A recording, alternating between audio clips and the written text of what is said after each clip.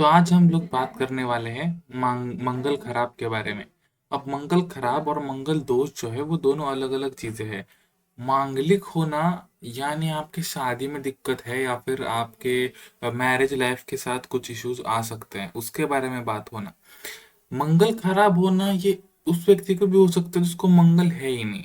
मतलब आपको मंगल नहीं है बट आपका मंगल खराब हो सकता है, यानी नीच राशि में फिर खराब राशि में हो सकता है।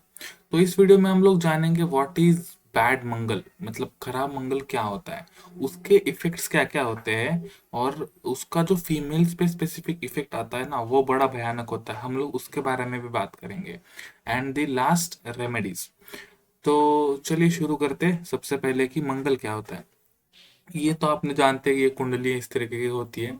और हमने देखा है, मतलब जो पिछला वीडियो था उसमें मैंने एक्सप्लेन किया था कि जो कुछ घर होते हैं स्पेसिफिक, अगर उसमें मंगल बैठता है तो वो एक मांगलिक दोष बनाता है। लेकिन इसमें से कौन से भी घर में अगर मंगल खराब राशि में यानी कर्क या फिर कन्या राशि में बैठता है या फिर किसी भी और शत्रु राशि में बैठता है तो फिर वो एक बैड मंगल या फिर खराब मंगल का रूप ले लेता है।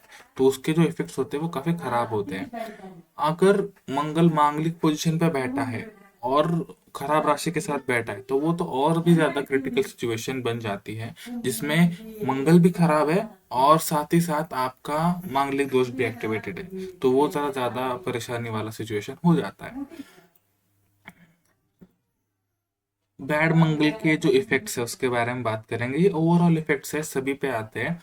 सबसे पहले तो फिजिकल वीकनेस हो सकती है। अब फिजिकल वीकनेस का मतलब ये नहीं है कि आपको उठने में या फिर कमजोरी महसूस होगी, ये बात नहीं है।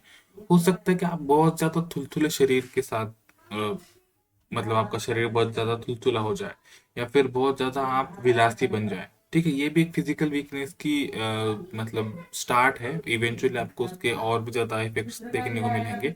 लेकिन फिजिकली फिट होने के लिए व्यक्ति को एक्स्ट्रा एफर्ट्स डालने पड़ते हैं।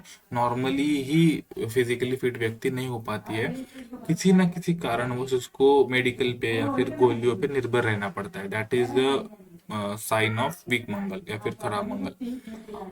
ब्लड और मसल से रिलेटेड जो इश्यूज है ना वो सबसे पहले इन लोगों को हो जाते हैं। जनरली ब्लड स्प्रेड को मंगल दिखाता है, एक्सीडेंट्स को दिखाता है, तो ये भी एक प्रॉब्लम हो जाता है।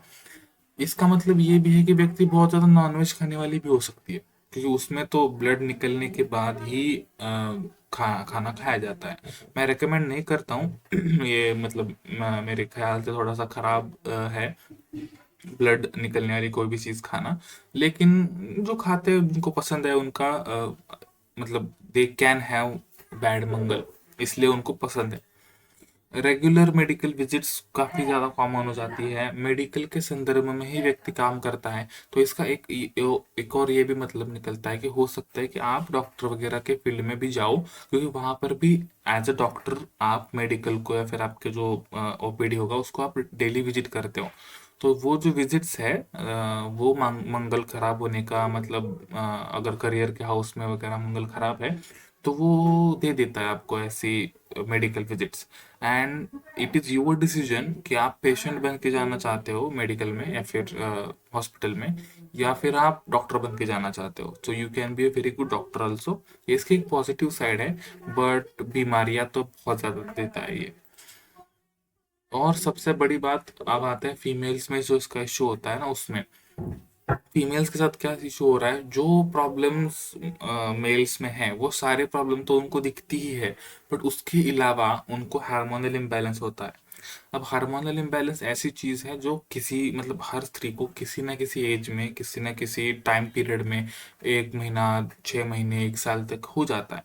लेकिन जब आपको खराब मंगल होता है ना तो आपका लाइफ का मेजोरिटी ऑफ पीरियड है, फिर लगभग आपका 80% ऑफ लाइफ उसी में जाता है, आपको कभी उससे राहत नहीं मिल पाती है।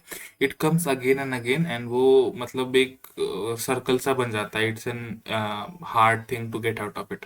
तो वो एक बहुत ही बड़ा इशू है। थायराइड वगैरह जिसमें आते हैं, बहुत सारे और भी इश्यूज आते हैं, but thyroid is very prominent, जिसमें आपका बॉडी का फैट अचानक से बढ़ जाता है, आपका साइज बढ़ जाता है, अचानक से आप पतले भी हो जाते हो। तो ये सब खराब मंगल की बहुत ज्यादा खराब पोजीशन हो तो हो जाता है।